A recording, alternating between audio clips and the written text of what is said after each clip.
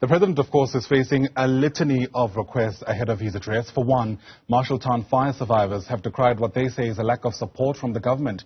They're now calling on Ramaphosa to use his State of the Nation address to deliver on what he promised. Ziniko Mhlaba is watching that leg of the big story, and he joins us now from the Denver informal settlement. That's where some of these survivors are being housed. And Ziniko, I wonder what some of these promises that these survivors are referring to are.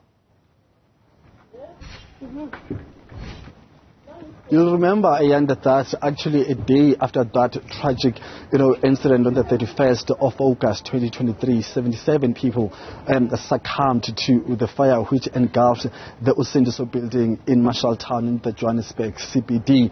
Well, following that tragic news, following the breaking, of those news on that particular day, all sorts of government officials from national up until to the local government, where we saw the mayor himself and also ward councillors also all descended, at Marshalltown to give support, but also make commitments to the fire survivors themselves in terms of how government was going to ensure that the victims or the survivors of the fire do get some assistance. So from hearing the testimonies of these survivors at the Commission of Inquiry, which is currently ongoing in Marshalltown and Newtown, most of the survivors who have testified have been saying that, well, in terms of the promises made by authorities, none of them has been kept, especially when it comes to issuing of basic documentation, but also housing them at decent places. Yes, you just said that we're in Denver, where the Marshalltown survivors are currently being housed here, and there's a second settlement as well, which is not far from here, but it's made out of tent. But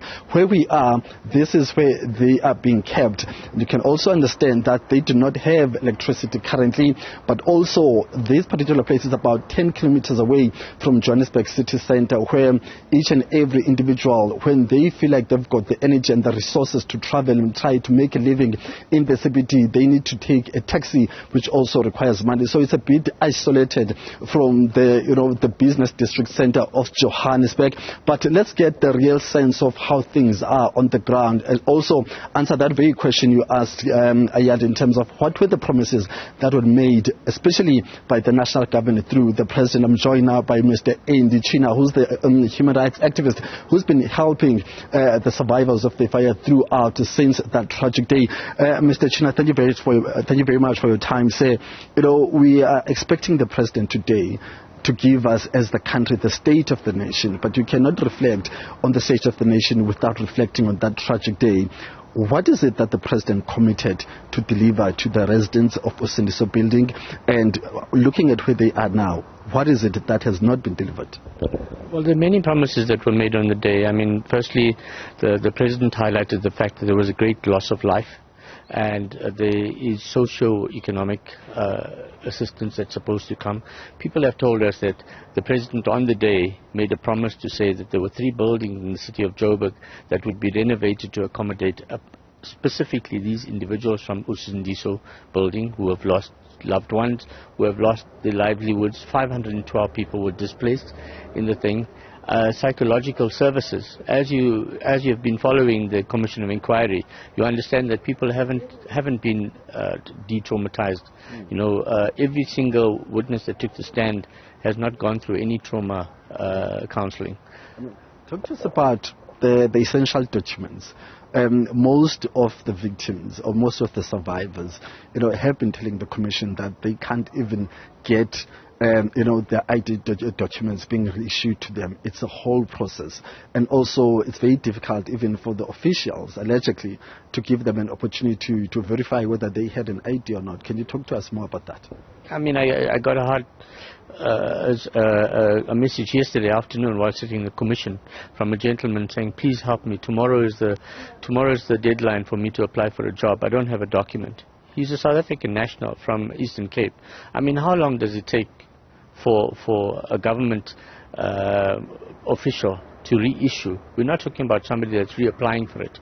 So it now stops him from getting an income to support his family. Remember, his wife jumped from the 4th floor. They dropped their son from the 4th floor, and also their daughter, 16-year-old Melita, passed away. So there are many people. I remember the last time, which was about 3 weeks ago, we took an inventory of people in Denver here itself and found that 50 people don't have documentation. So on the day when they were at the Hoffland Park Recreation Center on the first day, Home Affairs arrived. They took an inventory and promised to give them documentation. How long does it take even to get just a temporary documentation to get a job? I mean, I understand what you're saying, Mr. China, but also government, do you think maybe there's some form of verification government has to do? Are the people who are talking to people who had IDs before, are people who still do not have an ID, who must go through the process of applying to some extent? Are we talking about people who have not been given an opportunity to verify whether they had an identity document or not?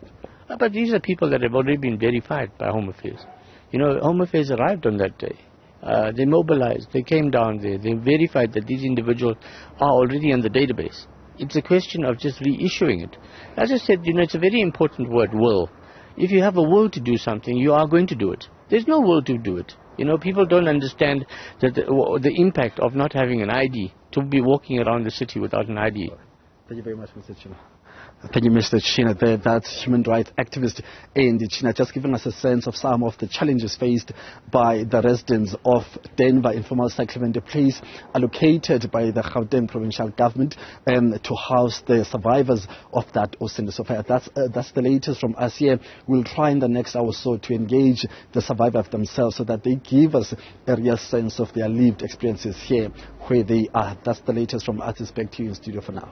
All right, Ziniko Mhlaba was live to us there from Denver in Johannesburg for that reportage. Ziniko, thanks very much indeed.